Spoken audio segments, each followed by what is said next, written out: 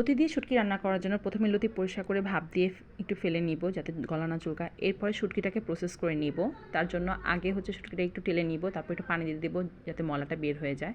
পরে হচ্ছে কাটাকাটি করে নিব যা যা লাগবে। একটু হলুদ দিয়ে হচ্ছে পানি দিয়ে বলকাবো যাতে হচ্ছে এক্সট্রা ময়লাগুলো বের হয়ে যায়, কাটাগুলো বের করে পরিষ্কার করে নিব। এরপরে হচ্ছে একটি পাতিলে হচ্ছে তেল, পেঁয়াজ, রসুন, গোটা পেঁয়াজ, গোটা রসুন এখানে আমি ইউজ করেছি যাতে হচ্ছে গলে না যায়। এরপরে হচ্ছে মশলা যখন কষানো হয়ে যাবে একটু ওয়েট করব তেল ভেসে আসার জন্য, কারণ তেল ভেসে আসা হলে হচ্ছে মশলাটা ভালো কষানো হবে। এরপর শুটকি, আলু, টমেটো দিয়ে দিব। টমেটোটা দিলাম একটু গ্রেভি হওয়ার জন্য। এটা ভালো মতো কষিয়ে নিব। অনেকক্ষণ কষানোর পর একটু পানি দিয়ে ঢেকে দিব। সিদ্ধ হয়ে গেলে আমি এখানে লতি আর একটু তেঁতুল দিয়ে দিব যাতে গলা না ধরে। এরপর আরেকটু হচ্ছে রসুন দিয়ে দিব। গোটা রসুন দিয়ে দিলে একটু ঘ্রাণ সুন্দর বলে আর শুটকি খেতে অনেক মজা লাগে। এরপর হচ্ছে আলাদা আরেকটু হচ্ছে ফোড়ন দিয়ে নিব শুটকিতে। এখন হচ্ছে পানি ঝোলটা একটু গাঢ় হওয়ার জন্য ওয়েট করব। ঝোলটা গাঢ় হয়ে গেলে গরম ভাত দিয়ে পরিবেশন করে নিব।